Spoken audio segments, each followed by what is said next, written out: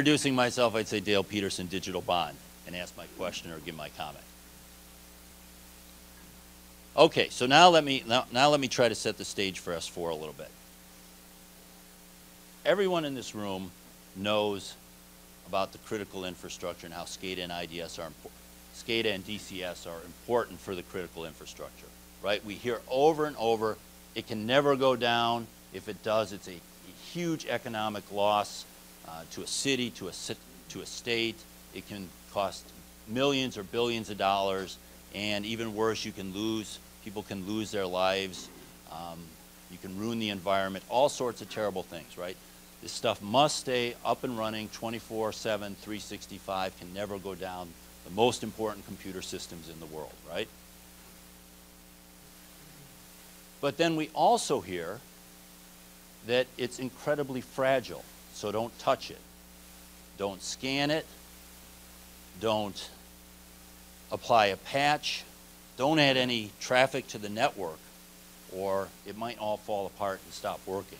I was actually looking, when I found this picture, I was looking for a house of cards to show how fragile it was, and I found this house of money because really we're talking about large losses of money potentially from this fragility.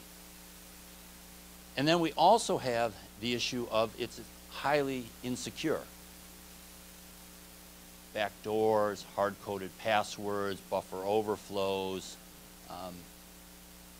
even things that are not insecure because there's a vulnerability, but they're insecure by design. They were designed with no basic authentication in them, or they were designed without basic security features you'd find in your home computer. So those two things are just, you know, it just amazes me. And sometimes I think we really don't focus on this because we get so focused on our work that here we have this huge illogical situation where we're saying these networks are extremely important, they can never go down. If they do, it's the end of the world, and yet, oh, don't touch them or they'll go down. And for some reason, we've lived with that now, I like to say for 10 years, because if you think about our space, what really kind of kicked off this space, although some people were working on it before, was 9/11.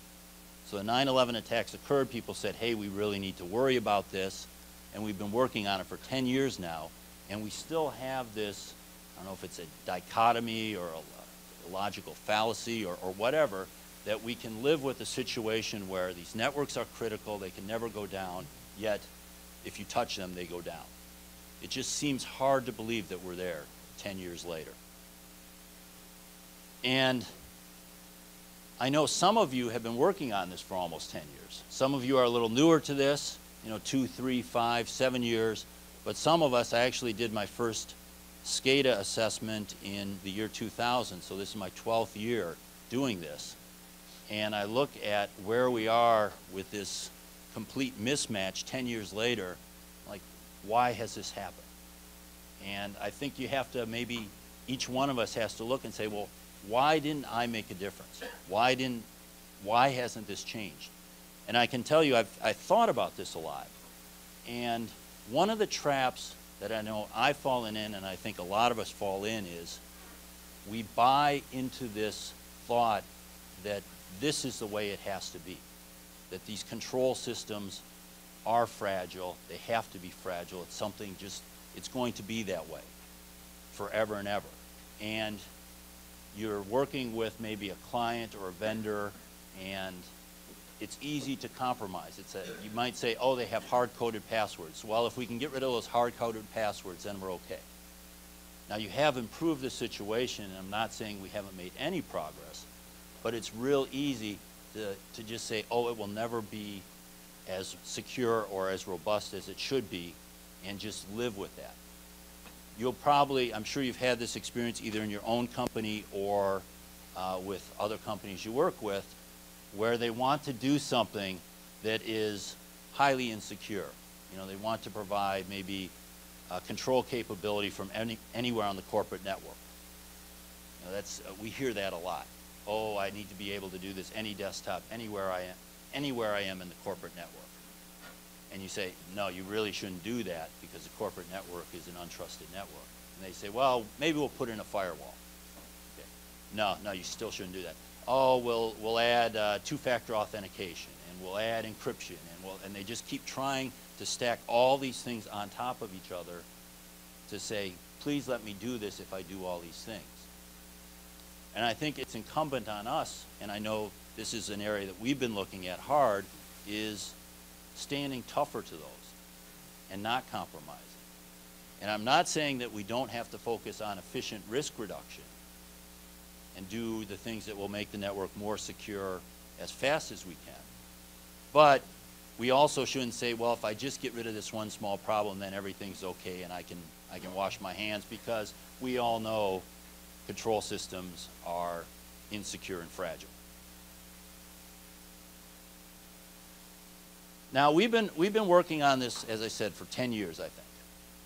And if any of you were to look at the situation 10 years ago and then go back in time and say, where do you think you would be in 2012? I think most of you would have thought we'd make more progress than we had.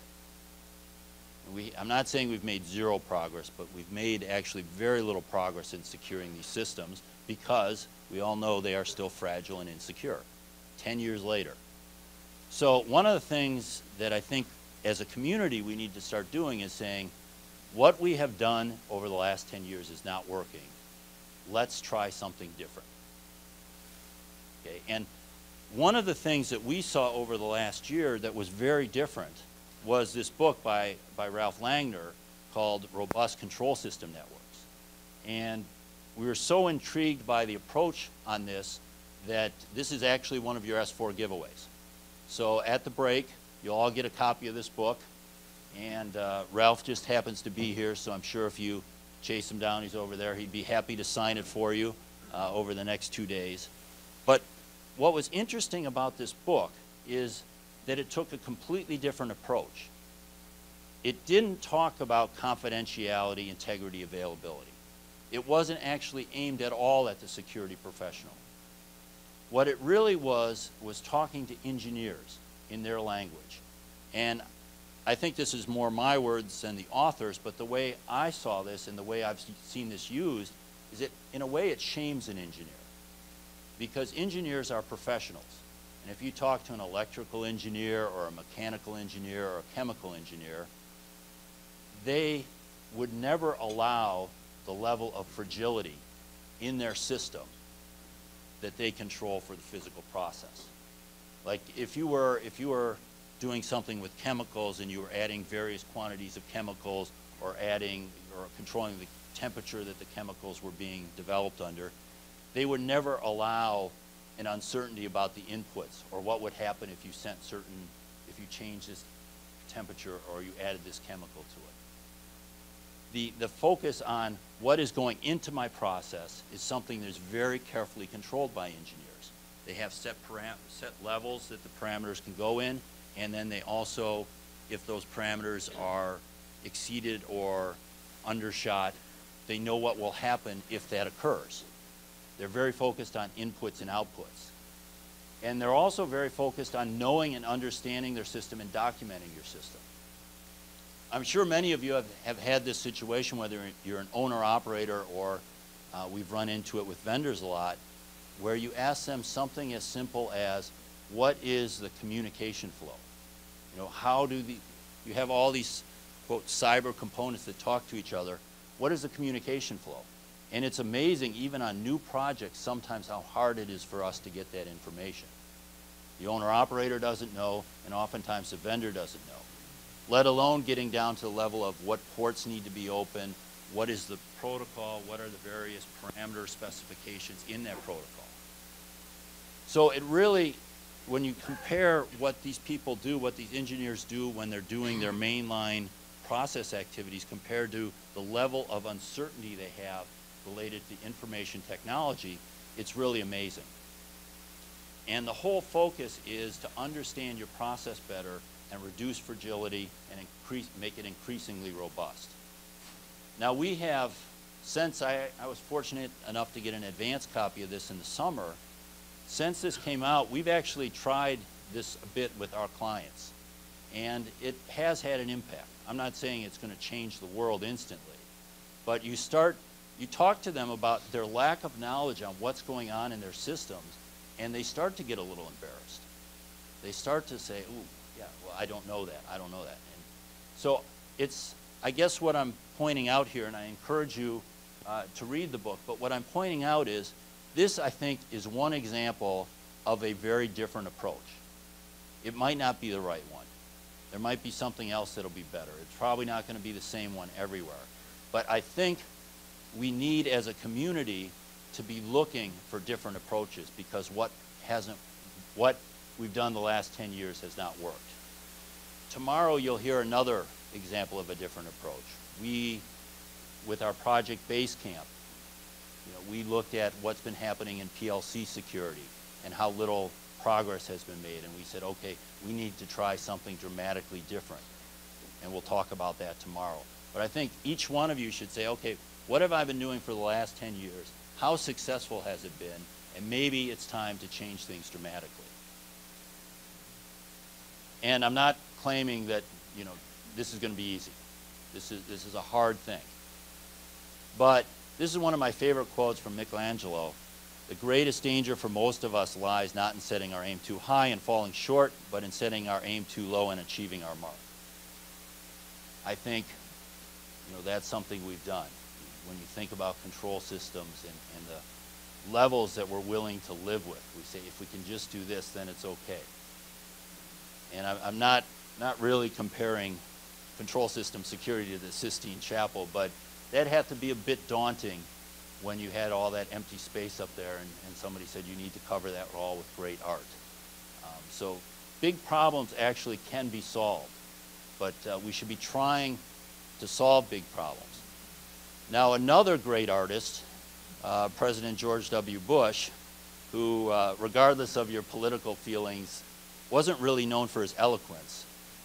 He has one of my favorite quotes that I think wasn't directed at control system security. It was actually directed at education in the inner cities. And he was saying that we shouldn't have lower expectations. That's a form of bigotry. We shouldn't have lower expectations for children graduating from schools in inner cities. We shouldn't congratulate ourselves if they're able to achieve that. And I think we're there with control system security, because just look at your own organizations. How are we willing to allow our control systems to be so much more fragile and insecure than we are our corporate networks or our home PCs? We have just set this bar so low. We have so low expectations for control system robustness and control system security. And I don't know if it's bigotry or something, but we have to change those expectations. So just to finish up, I guess one of the things I hope here is we've got in this room, we've got people from vendors who make ICS products. We have owner-operators in the room. We have consultants. We have government organizations, industry organizations. And, some of you read our blog. We're not always nice to all vendors. We're not always nice to all owner-operators or government organizations. Sometimes we'll point out things that they're not doing right.